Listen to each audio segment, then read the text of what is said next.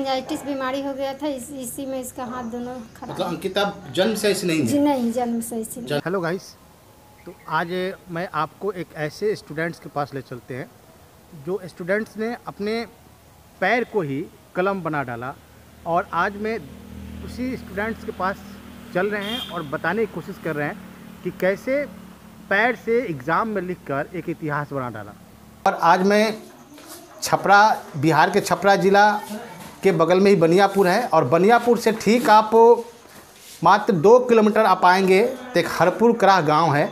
आज यहाँ पे हम लोग हरपुर कराह गांव में मौजूद हैं।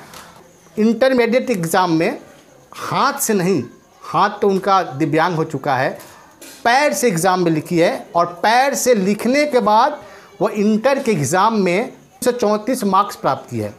ये स्टूडेंट्स एक बहुत बड़ी एक नॉलेज दे रही है, एक ज्ञान दे रही है कि आदमी दुनिया का कोई भी अगर वर्क करना चाहे, अगर ठान ले, मान ले, तो उसको कर सकता है।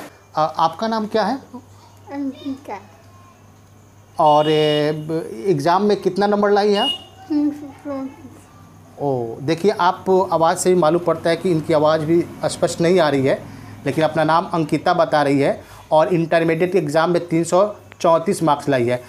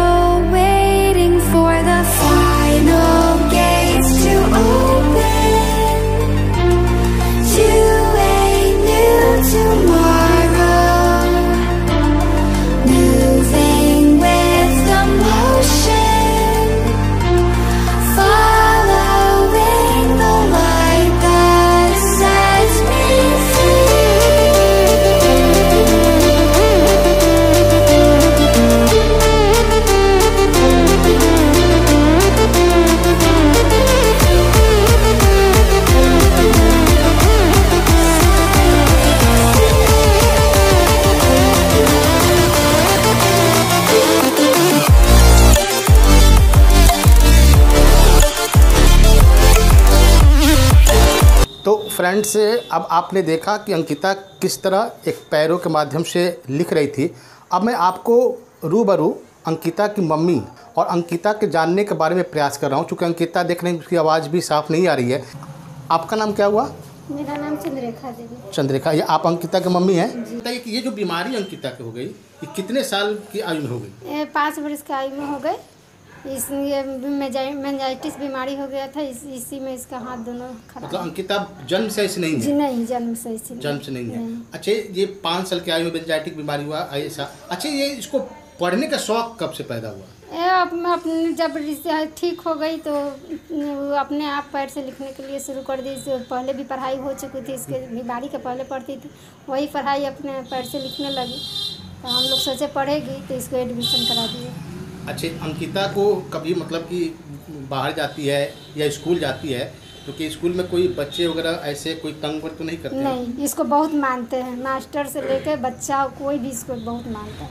अब ऐसे कोई मैंने इतने जैसे अभी कितनी साल की अंकिता है? अभी 18 साल। 18 साल की आयु में ऐसे कोई मतलब शब्द इसको नहीं बोला गया जो अंकिता को तकलीफ पहुंचा, आपको तकलीफ पहुंचा? कोई नहीं बोलता है, कभी नहीं पहुंचा। अच्छा, कैसे लगा आपको? ऐसा लगा कि मतलब वो अंकिता अपने से लिखना शुरू की या आपने उसको प्रेरित किया? नहीं, अपने से ही पढ़ी थी, बीमारी के पहले तो पढ़ चुकी थी, वही पढ़ाई अपने से लिखने के लिए शुरू कर दी, कलम कॉपी ले लेके पैर से। आपको लगा कि अब ये पढ़ने का शौक है तो आपने इसका एडमिशन कब करा दिए? एडमिशन करा दिए, वही बीमारी के साल भर बाद एडमिशन करा दिए। कितने साल के थे जब वो एडमिशन हुआ इसका? 7 साल के। 7 साल के एडमिशन जी। और ये मैट्रिक कहाँ से पास किए? मैट्रिक तो यहीं गर्ल स्कूल है, हाई स्कूल, वहीं पढ़ाई पढ़ के। तो उसमें भी फर्स्ट डिवीजन लाई थी? जी फर्स्ट। मैट्रिक में भी फर्स्ट डिवीजन। आप देख सकते हैं दोस्तों कि अंकिता मैट्रिक में भी उसका फर्स्ट डिवीजन है और इंटरमीडिएट में मैं बता चुका हूँ कि 334 यानी इसमें भी फर्स्ट डिवीजन है जी। और अच्छा, अंकिता की ख्वाहिश क्या है? अच्छा अंकिता, आप पढ़ लिख के क्या बनना चाहती हो? बोलो बेटा, क्या बनना? बोलो। हाँ, यहाँ पे देख सकते हैं अंकिता बता रही है कि मैं पढ़ लिख कर IAS बनना चाहती हूँ। अच्छा, ये खाना वाना जो घर में, क्या घर में अपनी आपको सपोर्ट करती है क्या? घर में सपोर्ट यही करती है, दूसरे के हाथों में मेहंदी रच देती है, टीवी भी रिमोट से चला कर देख लेती है, बिछावन अपने पैरों से सरिया देती है। अच्छा, इसका कोई शौक भी है? ब्लेड अपना नाखून भी अपने ही से काट लेती है, पैर से पकड़ कर। नाखून वगैरह मतलब अपने से काट लेती है? अपने से काट लेती है। अच्छा, पैरे से पकड़ कर। और कोई शौक वगैरह इसका? शौक इसको तो बहुत है, जैसे में बहुत शौक है, अपना शरीर पर भी बहुत ध्यान देती है, बाल का भी बहुत शौक है, बहुत शौक, पढ़ने लिखने का सबसे ज़्यादा शौक है इसका, पढ़ाई ही जीवन है। आप लोग भी, हमें उम्मीद है कि पूरी मम्मी पापा भी सपोर्ट करते हैं? सब मम्मी पापा नहीं, पूरा परिवार सपोर्ट करता है, पूरी फैमिली सपोर्ट करता है कि IAS बनेगी तो पूरी हम लोग सपोर्ट करेंगे। अंकिता, तुम्हारे साथ पूरी फैमिली जाए, IAS तुम बनोगी और हमारी टीम की भी यहाँ पे दुआ है कि तब अंकिता IAS बनकर दिखाएगी। अच्छा अंकिता, ये बताओ कि जैसे तुम इस विद्यालय जाती हो ना, स्कूल जाती हो चाहे कॉलेज, कैसे जाती हो तुम? कैसे जाती है? ये जाती है अपने से जाती है, ऐसे ही? हाँ ऐसे ही। अब यहाँ पे ये अंकिता के बड़ी माँ और अंकिता के बड़े पापा यहाँ पे खड़े हैं। अब यहाँ आने का अंकिता का बड़े पापा का मकसद है कि ये बताने की कोशिश कर रहे हैं कि आखिर हमारे जो ये दिव्यांग हैं, और देखें कि पूरी चैनल, यहाँ तक कि हमारे जितनी फेमस चैनल है सब अंकिता के बारे में दिखा चुके हैं, लेकिन जो पेरेंट्स की हकीकत है, इनके घर की हकीकत है, उसके बारे में बता रहा हूँ कि ये बता रहे हैं कि अंकिता केवल एक सर्टिफिकेट, विकलांग सर्टिफिकेट बनाने में हमको कितनी मुशक्क़त करना पड़ा।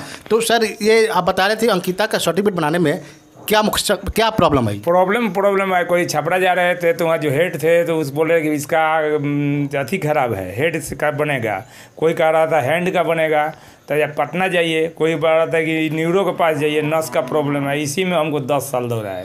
लास्ट में आकर एक डॉक्टर थे बनियापुर प्रखंड में, वहीं हॉस्पिटल पे जब गए तो वो बना दिए बेचारे। वो भी कहे कि कम मार्क्स इसको मिलना ज़्यादा चाहिए, हमारे हाथ में नहीं है, ले जाइए जलालपुर गए तो वो भी वहाँ से भी 10% बढ़ जाएगा।